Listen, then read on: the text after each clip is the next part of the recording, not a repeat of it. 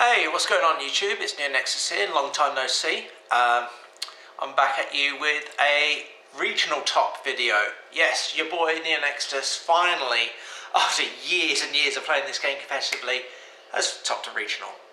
It's about time, right? Yeah, so I went to the Chaos Cards Regional in Folkstone and I played Heroes. Brand new format. You know, it's about a week after the ban list. We didn't know really what was going to be going there, and I was so hesitant on playing Heroes. I was close to playing Dinos, so I was going to play Altergeist because we're predicting like back row decks are going to be like the best decks for like 2 weeks before we get Lightning Storm in Ignition Assault and things like that. So after much deliberation and friends wanting to borrow like Pot of Extravagance and things like that, yeah, your man has some pricey cards now. He has a job. So after people wanted to borrow things and things like that, I was like, you know what, I've played Heroes on and off for quite some time. I know how the deck works, and it's just got like new support, and I feel like the deck's got good matchups against most other decks apart from pure back row decks. You know, like Guru is just like the bane of my existence. I hate that deck. I wish Konami would just like limit or ban Guru. I know it's not going to happen, but you know, we all have that one deck that we just don't like. So yeah, let's get into the deck profile, shall we? So we're back with the deck profile. Your boy played 3 Elemental Hero Stratos. I like 3. I did see the list with 1. I don't think that's right, especially with Sunriser and things like that. You want other attributes than just Dark in the deck. And this gets you to any hero, and it pops spells and traps. It was quite MVP in an Altergeist matchup I had. So, yep, 3 Stratos, 2 Shadow Mist. You only need 2, it's 2 Trouble and things like that, you know. Whenever it's sent to the graveyard, it just searches a hero monster, and it gets you your Mars Change, which is the most important effect. We play 1 new guy, the Liquid Soldier. When he's normal summoned, you can target 1 level 4 lower hero monster in the graveyard, special summon it. Or you can use its other effect, is when it's used essentially as any kind of fusion material, whether it's banished, sent to the grave or whatever, always gets this effect, draw 2, discard 1. And that artifact has saved my ass so many times. It's really good as well because we go into Absolute Zero and things. We play the 1 Ice Neos. Ice Neos is just like godly. It was in my hand most times in the regional. Just bumping my heroes by 2/5. We played triple Destiny Hero Malicious, nice blingy secret rares. We can thank this one right here to Dark Magician 84, if you guys remember him. He got me this for my birthday, I'd like to say about 8 or so years ago now. So yeah, but special thanks to Dark Magician. He's now in my deck, if you like. His Malicious, his Power of the Heroes is now in my deck. 1 Plasma, flexing, the nice, pretty secret. Dynatag, unfortunately, doesn't come in secret, only comes in super. We don't play Celestial in this build. As you also notice, I don't play Solid Soldier either, and I'll explain why at the end of the video. Triple Faris, here it just gets pretty much standard. Double Increase, double Vyon, and 1 Adusted Gold. I feel sorry for anyone who can't get the Adusted Gold, but you should have got it earlier. Sorry to be that guy, but the cards are too good to stay at a low price forever. And then we played triple Ash Blossom to round out the monsters. I feel like Ash Blossom was just the most generic hand trap, and it worked. You know, it put in work against an Altergeist matchup. I believe it's Andre Idoluri. I think I said his name incorrectly, but crucify me in the comments. But yeah, he went special summon off of his multi-faker, and I went Ash. He didn't have the protocol. He didn't have the strike. It was pretty good, not gonna lie. Going into spells. 1, of course, the gold card, A Hero Lives. Pay half your lives for a summon any hero out your deck, I think. Oh, Elemental Hero. So Stratos, Shadow Mist, Liquid Man. Triple Equal. We don't have secrets. Tears. F's in the chats, please, boys. Search out any of our Elemental Heroes. ROTA. Search out any level 4 lower warrior. 3 Fusion and Destiny. I don't know why you'd play any less than 3 Fusion and Destiny. Always start out with 3. I sided 1 out in pretty much every game 2 where I thought I was going second. Yeah, this card is a powerhouse, don't get me wrong, but we need to make room for our side cards in order to win certain matchups. So always start with 3, you can go down to 2. That's my theory. But this card's just fucking broken. Half the time getting locked into darks doesn't even affect you. And it's just the best 1-card starter in the game. For heroes at least. 1 poly, nice blingy secret. 1 Miracle Fusion. Sorry, it's not ulti, guys. We ain't that rich. Now we got the new guy, Sunrise. We can now search out the Miracle Fusion. 1 Dark Calling for the Adusted Gold. And of course, your 3 Mask Change to make out your Dark Claws and your other masked heroes. And then finally, we play 3 Infinite Impermanents. Yeah, I've just felt that Ash and Imperm were the best generic hand traps for going first or going second. Like going first, you can always set the Imperm and stuff like that. You don't want to have specific hand traps tailored to specific matchups in your deck, because going into this regional, I honestly didn't know what I was going to play. I didn't know what the meta was going to be. So I just went for generic. And it worked out. Imperm was really good all day. Going into the extra, we of course play 2 Cross Crusader. Wish this would come in super. This card's absolutely fucking bonkers in my opinion. Been able to res a D hero, to tribute a D hero, to search any hero card. It's amazing. And Link 2 just takes any 2 heroes, and it's a dark. You know, it's just perfect synergy with Fusion and Destiny. Konami knew what they were doing when they were creating this. 1 Wonder Driver. I used him a couple of times in the regional to get back a Mask Change, because I had to shotgun the Mask Change on things like my Stratos, because I run Blast, spoilers, to resolve the effect to get a Faris to hand in order to make my hand playable. So when they tried to Imperm my Stratos, I just went Chain Mask Change. So I had to then sort of make a slightly worse play by going into the Wonder Drive to retrieve the Mask Change, so I could still set up the you know, Dark Claw plays by having a Mally instead of a Shadow Mist, but it is what it is. Dread Decimater, honestly this card's really fucking cool. It beefs all your monsters up, and it does piercing as well. It makes everything huge and allows you to OTK. Going into the Master Rule change, I'm not sure if I'm going to keep him in the extra deck, because like the extra deck becomes a lot more diverse in that instance, but we'll have to see closer to the time. We're playing double Dark Law. We would like to run 3, don't get me wrong, we just don't have the extra deck space. Dark Claw is just MVP. It is essentially the reason why this deck is so good, and why we have such a good time against a lot of matchups. Anki, I've seen a lot of hero players drop Anki, and I don't understand why.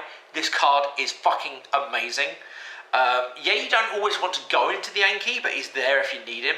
In those instances where you know that you need a monster to run over something, because he's 28, which is quite big. Against a BA player, I went Mask Change into Anki. Anki ran over, I think it was a very weird BA deck. It was BA PK, and he made a decode talker for some reason, so like I got Anki to run over the decode. No, sorry, Anki ran over the Cherubini that he had, because he had Cherubini and decode. It was very weird. So ran over the Cherubini. That was linked to the decode talker, and then we searched out a Mask Change, went into a Dark Law, and just proceeded to control the game from there. And it even caused a couple of OTKs in some instances where we just had like Mask Change hand, Mask Change into Anki, Anki destroy a monster, then Mask Change the Anki to attack the game with Dark Law. It's just really good. I think you should always play Anki. We're playing 1 Masked Hero Blast. I guess for a lot of people this is your flexi spot, but I chose to play Blast because in those instances where you need your Stratos search to resolve in order for you to play the game. Plus it's really good against back row decks, and like I said, I thought I was going to be seeing a lot of back row decks in this regional. You can quick effect pay 500, target 1 spell track card the opponent controls and return it to their hand. So it's good for returning things like Protocol. It's good for returning things like, you know, Final Battle and things like that, you know. It doesn't negate the card, but it just returns things to hand, and it can come in so clutch. It was really good against the Altergeist player, and I'm glad I had it. And it can also half an opponent's monster attack as well. It's pretty cool. I like it. Then we play 1 acid, destroys all spells and traps, and reduces opponent's monsters by 300. It actually came up. That attack reduce came up against a Appaloosa. Because I caused a chain block between this and, where is it? Wonder Driver. Wonder Drive, yeah. So I had Wonder Drive on the field, and I went Mass Change my Liquid Man into Acid, and we went Chainlink 1 Acid, Chainlink 2 Wonder Driver. So he could only technically negate the Wonder Driver with his Appaloosa, and I think he did, but even so, like, it reduces Appaloosa down by 300, which got rid of 1 negate, and then I was just able to run over it. So in that instance, it was pretty good. Yep. And then we've got Absolute Zero, the Absolute Boy. This card is just so good. 1 water plus 1 hero monster. It's been errated now. It's also been errated to win, but it is still mandatory. So it doesn't matter what chain link you put in your acid into from the Absolute Zero, because they're both mandatory effects, and mandatory effects don't miss timing. It just depends which way you want to order the chain, because there are some instances where you'll want to have this protected but not have this protected. Like, you don't always care if all their monsters aren't nuked. Sometimes it's just about getting rid of the back row, but other times it's about getting rid of the monsters. So it all depends on what's on the field. Trinity for OTKs came up a couple of times, hit or miss, but I'd still have it. I wouldn't drop this for the world. It's an amazing card. You know, 5k can attack 3 times. We got Sunrise. Sunrise is broken. Adds this Miracle Fusion, buffs all our monsters for each different attribute on the field, and then when another hero declares an attack, you can target 1 card on the field and destroy it. And it also works when the opponent declares an attack against another hero, because they often don't read this card properly, and they don't attack Sunrise first. They'll go for whichever hero's weakest, and you just go, okay, Sunrise effect, target, pop. And like, oh, I didn't realise it worked like that. It's like, yeah. And then we got Destiny Hero Dangerous, the fusion that we go into nearly all the time of our Fusion of Destiny. It's just set up, you know, you dump a Mali, you dump a Shadow Mist, and then that is 1 card Cross Crusader and combo, because you don't have to perform a normal summon. You just banish the Mali, special the Mali, link with the Dangerous for Cross Crusader, and what I like to do is go Cross Crusader, target the Dangerous, just in case they want to DD Crow the target. You don't want to lose the Mali. So they're either going to allow you to keep the Mali, or they're going to DD Crow the Mali, and you're going to keep your Destiny Hero target engraved to special summon, so you can tribute it and start doing combos to search and things. You know, you just search out your Liquid Soldier, your normal summon Liquid Soldier, special on Shadow Mist. Shadow Mist gets you Mass Change. It's really good. And then we got the Dystopia. Dystopia's pretty cool. Didn't go into him a whole lot, but I went into him once or twice. He's a good utility card. I wouldn't be without him. Going into the new Master Rule changes, I'm not sure if I'm going to be running him. Once again, we'll have to re-examine the deck. But yeah, it's a good card. It popped things, it baited things. You know, the ability to go Fusion Destiny, send Mali and what's it called, Dynatag, to make this. Banish Dynatag, effect of Dystopia, target a card, reduce this down to 28 and pop it. It's really cool. Plus it's 28, you know, that can run over a lot of things. And then, like, you just go, if you're not already in battle phase, or done your battle phase rather, you go main phase 2, link into Dread Decimater, this guy gets buffed again, and in the opponent's turn you get another pop. You know, it's really good. You know, who doesn't want 2 free pops? And then the one Malicious Bane, because this card is probably the MVP of the extra deck. It cleared so many boards, and it gets so big and enables so many OTKs, and gets you out of so many hard, awkward situations. It's just amazing. Like, I recommend definitely picking up your Adusted Gold and your Malicious Bane as soon as you can. There are really no substitutes. You can work without them, but the deck works so much better with them. That being said, we're going into the side deck. I chose to play triple Droll. I felt like Droll was going to be really good. You know, Spiral's becoming a big thing. I expect to see possibly other hero decks. I did have a hero mirror match. I will give my results of what I went against at the end of the video as well. So I just felt like Droll was going to be really, really good, and it turned out to be absolutely amazing all day. You Droll the Lunalight player, you Droll the Spiral player, you Droll the hero player, and 9 times out of 10, they might make a couple of little moves, but majority, their turn is over. Like, they're not really doing much. So Droll was just fucking amazing in this format. Definitely glad I played him. I chose to play 2 alternate art Ogre. Ogre was in there for the back row dot deck matchups. Like, you can drop this against a protocol and protocol activation because it doesn't negate, you just destroy it, and continuous things need to stay up on the field in order to resolve. So by popping protocol, you're essentially negating it and getting a card off the field at the same time. It's absolutely ridiculous. I dropped this against the Altergeist player. He summoned Conquery effect to target one of my heroes to negate his effects, and I went Chain Ghost Ogre, and it forced him to play his Compulse, returning it to his hand. So I'm just so glad it was there. Ogre's a good card. I could potentially run something else, not entirely sure what yet, but Ogre was really good. I liked it. Then we played our back row removal, 2 Cosmic, 2 Twin.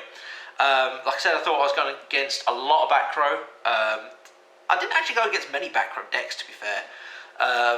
But it was there for that. Didn't really side them in much.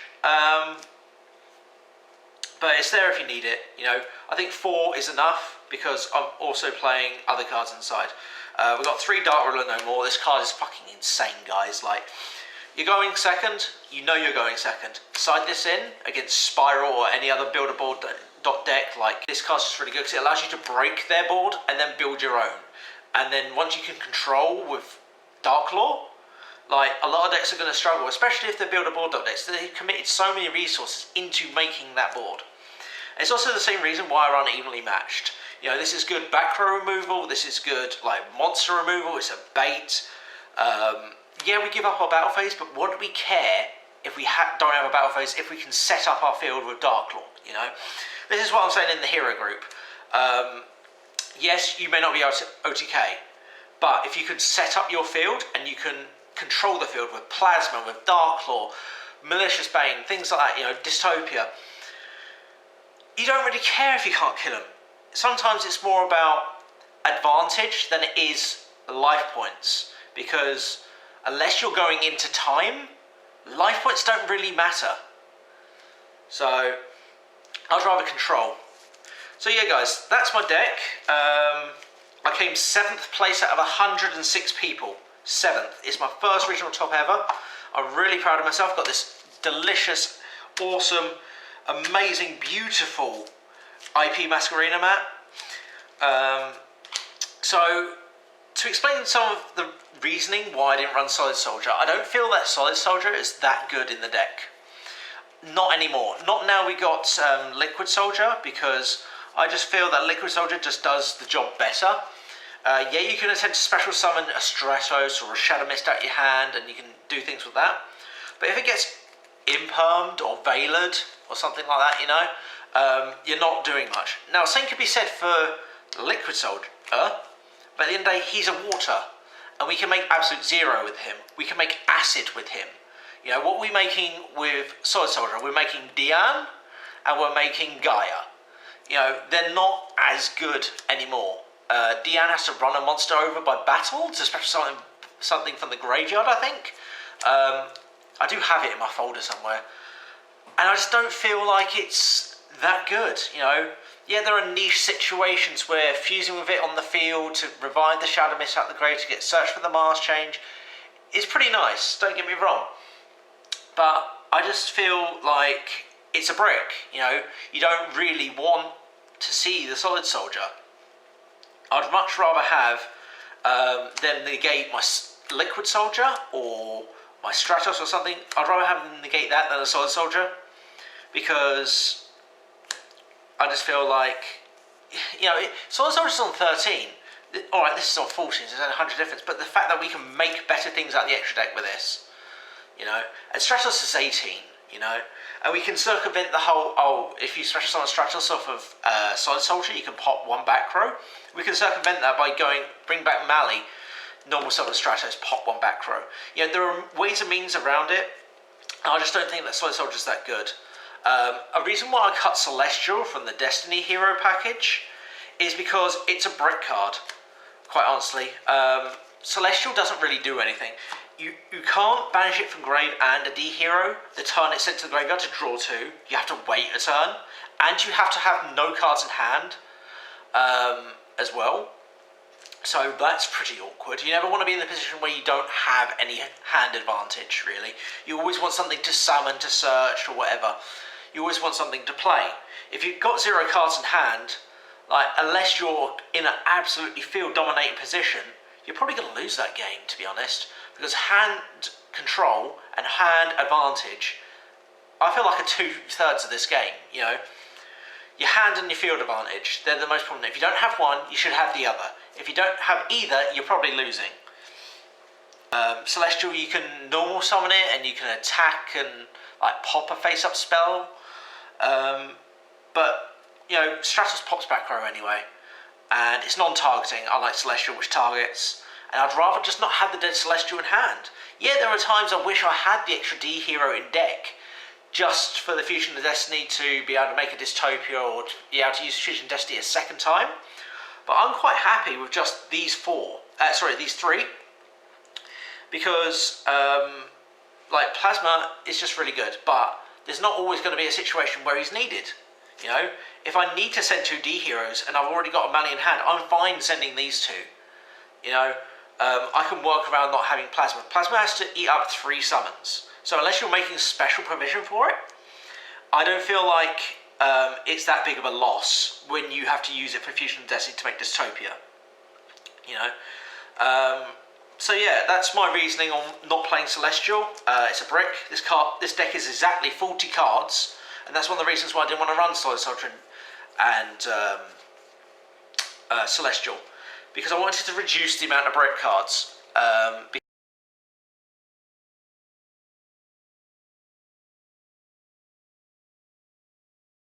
Hey guys, I completely forgot. I forgot to tell you my matchups and how I did, didn't I? So this is a little edit on the end of the video. So round 1, I went against Weather Painters, and I actually drew that match. I didn't know what Weather Painters do. They main decked Nibiru. Nibiru hurts heroes, it really does. We were able to recover and control with Darklaw. Game 1, but game 2, he started doing all this stuff, and I had to read all his cards, and it ate up a lot of time. And I had to really think about my plays, because they've got this insane trap that bounces all your stuff back to the hand if you attack their monsters. And they've also got like this mini boss monster that protects all their back row from being targeted or destroyed. So I couldn't even like Cosmic Cyclone or Twin Twist of the back row. So, and I can't Stratos it either, so I didn't know how to get rid of them. It's a case of I had to have evenly matched, but it never went to game 3. I didn't really see what he was playing in game 1, to be fair. So I didn't really know what to decide going into game 2, but it ended in a draw anyway. So every day you go against Weather Painters, and it is what it is. You know, a draw is better than a loss. Round 2, we go against Salad. It's still a deck, guys. Like, it's still very, very much a deck. But Darklaw kills the deck. It does. You know, they need their graveyard support. I say support, like, they need to get stuff in the grave. Like their Spinnies, their Jackalopes and things like that. And if you banish their graveyard, they can't recur and make the boards next turn. And their biggest monster is Heat Leo, and that's on 23. You know, they no longer have the Mirage Stelio bounce anymore, which is quite big for them. And if they have no graveyards, they can't have Heat Leo, make your monster like tiny attack points and make theirs big and beefy, because they don't have a graveyard. And there was an interesting little ruling that came up. I can't remember the situation why, but I had to set a Shadow Mist for some reason. I think I had Malicious Bane in defense with a set Shadow Mist, and obviously he can't get over the Malicious Bane because he can't destroy battle or card effect, so he's struggling with that. And he runs over the Shadow Mist, which I actually wanted him to do so that I could get a search for a hero and start with plays, because my hand was a little bit awkward. And he tries to chain Skullmeister, and for those of you who are aware of what Skullmeister does, it negates an effect engrave, but if he's run over it, I was convinced it's during the damage step. So we call the judge over, and the floor judge agrees with my opponent. Now I'm very sure, I'm quite good on my rulings, and so I said, look, it's nothing to do with you, but I'd like to appeal this to the head judge, please, because I'm pretty sure it activates during damage step. Head judge comes over, examines the state of the board, examines the cards, and he sides with me. I am right, Shadow Mist activates during the damage step if it's destroyed by battle.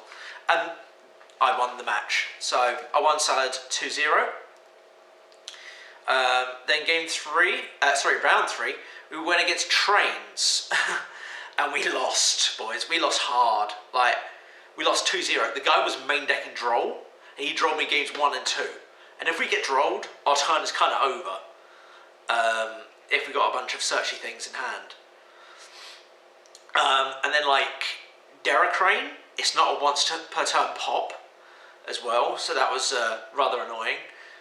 And I didn't open the Faris, so I couldn't extend to multiple plays. Didn't have the Faris, didn't have a Hero Lives, didn't have the Fusion of Destiny. So I couldn't do like linky plays and tribute and make dirty things, because we need to search the Polyophion. Let's be hard draw it. We didn't have all the good hard draw cards to deal with the Droll. And Derricrane being able to pop things not once per turn wrecked me. And then they go into what's it called? Gustav Max, detach the Derricrane, pop a card, burn it for 2k, make the Idly effect, make itself be 6k, and attack me for game twice. Like, nothing I can do about that. And then round 4, we go against Lunalight Rain Cup Kali-Yuga. I should not have won this game at all. I won it 2-1. I believe I won game 1 because I set up the field with Darklaw. And so game 2 I lost because I wasn't familiar with this new Kali-Yuga Rain Cup strategy. I didn't know what was going on, didn't know how to deal with it. It was just like Lunalight stuff, like Dangers and Lunalights and stuff that I've seen before. And then like this, he makes like Utopia double, I'm like, oh, okay, he's obviously trying to push for big damage. But then he goes into Utopia Kaiser and then, brings up the Big Eye. And I'm like, okay. And then he hard drew the Rain Cup. And obviously made the Kali-Yuga, and Kali-Yuga's fucking annoying to deal with. But game 3, it was a little bit back and forth, and then he just started dominating, because we didn't open hand traps. We're not that good. We can't open hand traps. Who do we think we are? So we didn't open any hand traps, and he starts going off, and it's getting close to time. And we've done a bit of damage to each other, and then he makes the Borosword play. And I'm like, oh, I've lost this, But I don't surrender because, he's still comboing. He's made the Borosword and he's still comboing. I think he was trying to get lethal. I was on 8k and I think he was trying to get lethal. I think he was just trying to win it outright, when he should have just gone Borosword, attack your monster for 3k, like try and get as much damage in before time was called, But he lost on time with the new end of match procedures, and that was, that's a match I should not have really won, but I did due to technicality. But a win is a win, I suppose. Nice guy. Can't really complain. Round 5 we had BA and we won that 2-0. Darklaw fucks with BA. Like, they need all their shit in the grave. They need to activate in grave. And Plasma was really good in game 2. I just went bring out 3 heroes. He was obviously waiting on his Beatrice to send a Farther to banish something of importance. I just went tribute 3, summon Plasma. Obviously then he can't detach a material to send Farther to the grave. Or you can detach material but you don't get the effect to send. And I just went Plasma, absorb Beatrice. You know, Plasma's now on like 3100 or something stupid like that. And Plasma just won it for me really. Plasma and Darklaw. Not much else could be said. You know, those 2 cards in tandem are just like the perfect board. Round 6 I had the Hero Mirror Match and I won it 2-1. Game 1 he had the absolute nutter butters. I drew double Imperm, but that wasn't quite enough. I did make a misplay, I will be honest, and I Impermed the Solid Soldier when I knew he had the Poly in hand. So really, I should have just waited for him to bring back the Shadow Mist and Imperm the Shadow Mist so he doesn't get the mask change. Because it's the Darklaw that really messes with me. I could deal with the Sunriser and things, but it was the Darklaw that wrecks the Hero Mirror Match. Like, you need your resources in grave. We do. So Darklaw's pretty brutal in the Mirror Match. And then games 2 and 3, I won it quite outright. I drolled him games 2 and 3, I think. And Droll just really fucking hurts. You know, we can't really play around it. It was just playing pure combo hero. He wasn't running any hand traps of his own. So I had the advantage in hand traps. So we won that one 2-1. And then round 7, the last round of the day, we went against Andre Delury. And he was running Altergeist. Nice guy. Altergeist is definitely a good deck. I've played it in the past. But because I know how the deck works, and the fact that Multifaker is at 1 now, the deck, to me, made it an easier matchup. I mean, Darklaw puts in work. You know, they can't link off that Melody to search a Multifaker and things like that. I mean, you can link it off, but you don't get the search because, you know, Darklaw, it gets banished, and Melody has to go to grave. And if they add a card from their deck to the hand for spoofing, Darklaw's going to rip a card out of your hand. So, yeah. And as I said in the deck profile, Ash came in clutch because he went special on Multifaker effect. Ash, he didn't have Protocol. And that's all she wrote. Yeah, so this was a going first build of heroes. I chose to go first because heroes have a good time going first if we can set up the Darklaw. Yeah, we flip the mask change in the opponent's turn. On the Shadow Mist, make the Darklaw, and then we search something like Honest Neo, Stratos, Plasma, whatever we need for the next turn to win. So, I always chose to go first if I won the dice roll, but if I lost the dice roll, I wasn't bothered about going second either, because I got going first and second cards in the main. That's why I chose to play Ash and Imperm. I didn't want to commit to being a fully go first, full combo hero deck, and then lose going second because I lost the dice roll. So I chose to go first, but if we went second, I wasn't bothered because Fusion of Destiny and Plasma and things like that, you know, Malicious Bane, we can play going second. A lot of hero players choose to go second. They choose to go second, try to break the board and OTK. I'm not confident in my own abilities to play through a board of like 2, 3, 4 negates, non-targeting, you know, 2 interrupts or whatever, you know. I'm not that confident of a player. I like to play it safe. I like to set up, let the opponent come to me, interrupt what they're doing, mess them up, and things like that. So I chose to go first because that's the type of player I am. You know, I'm not a big, you know, try go Billy Big Bollocks and screw them. Although the deck definitely has the potential to do that. So it was a good day. It was a long day. We came 7th. We got this lovely playmat. We got our invite to Euros, which is in July. Middle of July.